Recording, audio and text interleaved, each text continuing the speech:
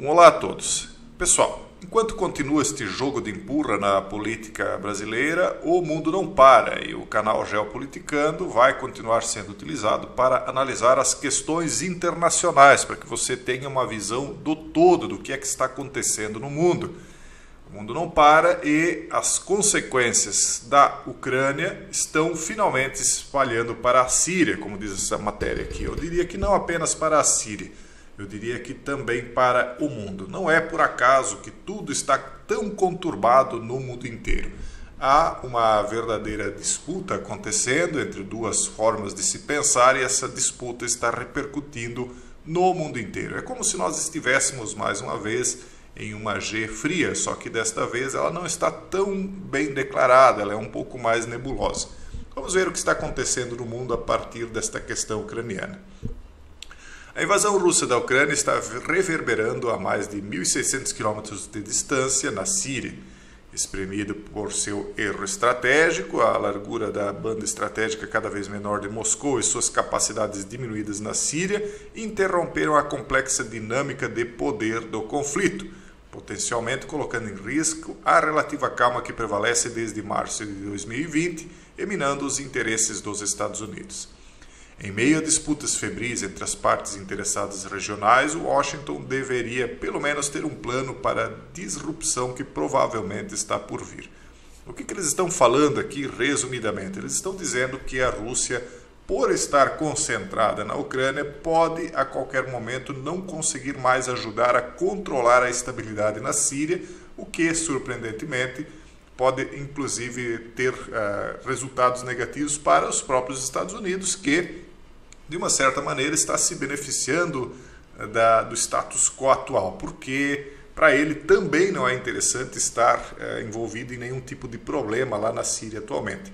Mas o que eles estão dizendo aqui, esse analista, está dizendo que Washington deve já começar a se preparar para uma provável disrupção. O que quer dizer? Para um provável caos que possa tornar a eclodir na Síria. Então veja que essa questão está lá da Ucrânia repercutindo na Síria também. Vai repercutindo no mundo inteiro. Nós que estamos observando isso, podemos dizer que sim.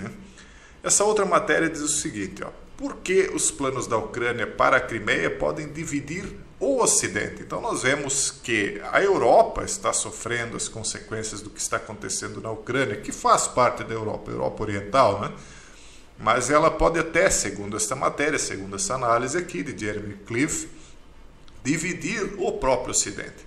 Alguns aliados temem que a ameaça de retomar a península possa provocar um ataque nuke. Nós já falamos algumas vezes sobre isso. Quem é que não lembra, por exemplo, dessas imagens aqui, dessa ponte que liga a Rússia com a Crimeia? Mais ao fundo lá nós vemos em chamas um trem, porque lá é a ponte que faz a ligação da estação de trem. E mais aqui próximo, mais à frente aqui da imagem, uma das pistas rodoviárias simplesmente destruída. Uma pista permaneceu e a outra foi destruída. À medida que se aproxima o primeiro aniversário da invasão em grande escala da Ucrânia pela Rússia, a unidade ocidental nas questões fundamentais da G permanece impressionantemente firme.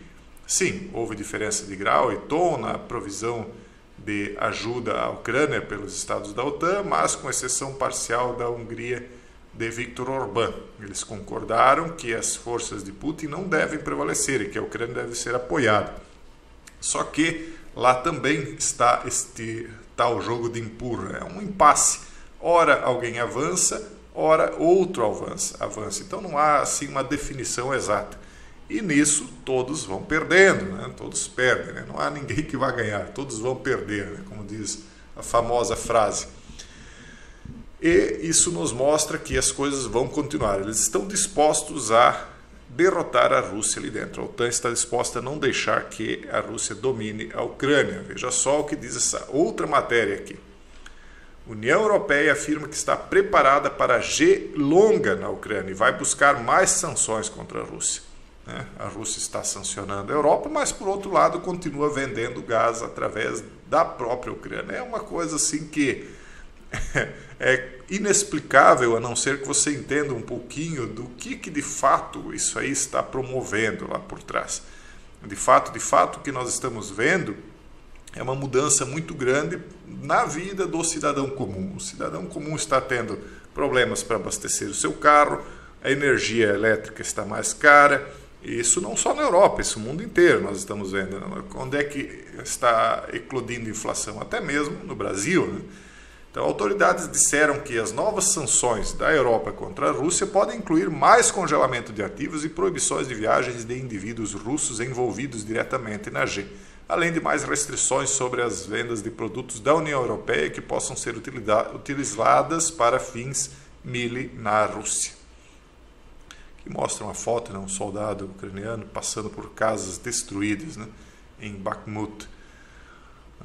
A União Europeia está preparada, então, para uma longa G na Ucrânia e apoiará Kiev contra a Rússia por tempo indeterminado, pelo tempo que for necessário, eles estão dizendo. Na verdade, isso aí não é algo bem exato, porque, como nós vimos anteriormente, aqui há uma divisão no Ocidente a respeito do que está acontecendo lá.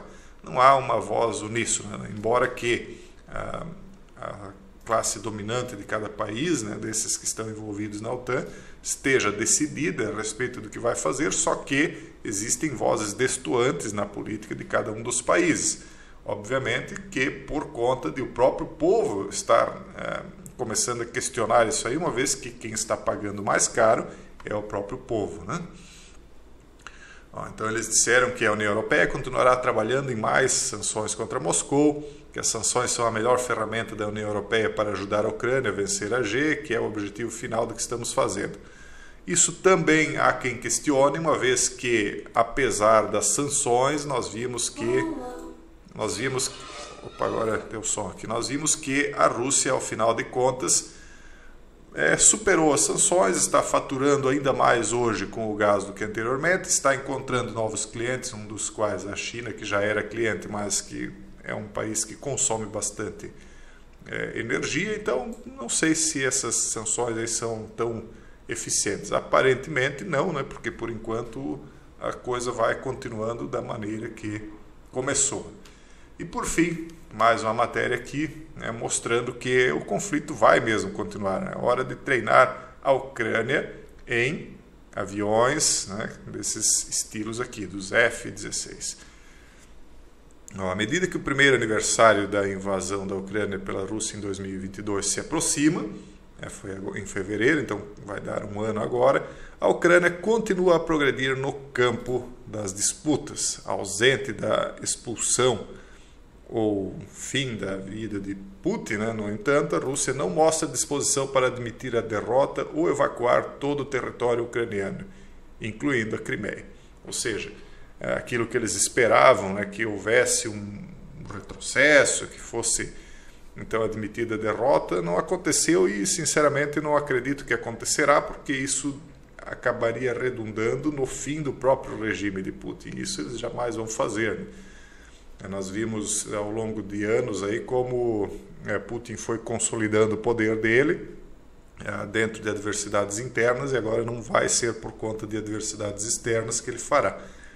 Então eu penso que isso aí é algo que vai se perpetuar até que ambos os lados estejam mais preparados para algo ainda maior, e eu temo, né, eu tenho dito que eu temo que em algum momento uma terceira G possa sim eclodir. Eu tenho dito já há um bom tempo, falava inclusive isso desde antes das pessoas sequer imaginarem que isso aí aconteceria. Eu dizia lá atrás que pela lógica em algum momento isso iria acontecer. Inclusive eu lembro quando eu citei a possibilidade de que um dia a Rússia poderia parar nas portas da Alemanha mais uma vez, né?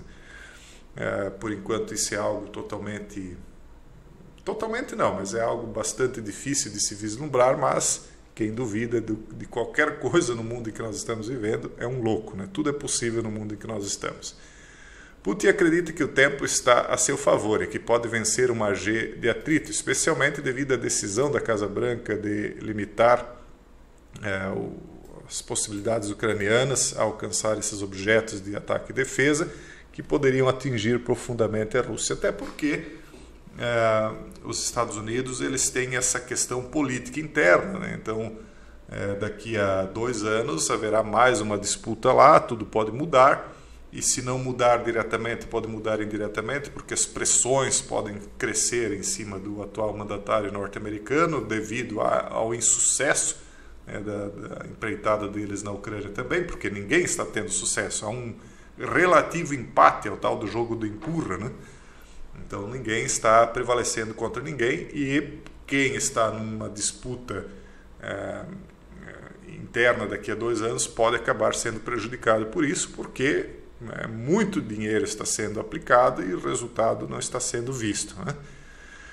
Enfim, vamos continuar acompanhando, fazendo aí alguns comentários, vez ou outra, mas a situação por enquanto é essa. Amanhã nós retornamos, se Deus quiser, né? Um forte abraço e até o próximo vídeo, então, como já dito, se Deus quiser.